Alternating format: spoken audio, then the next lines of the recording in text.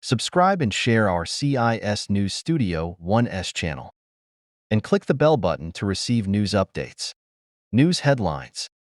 Russia faces production challenges with Su-57 fighter jets amid sanctions. Russia is struggling to maintain production of its advanced Su-57 fighter jets, facing significant obstacles compounded by Western sanctions. According to the Telegraph, these sanctions restrict access to essential electronic components, including Germany's Su-50 communications modules.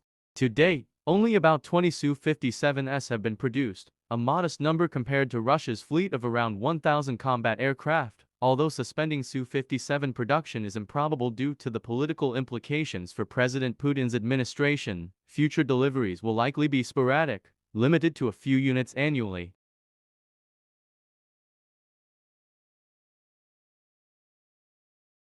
To receive updated news, subscribe our YouTube channel.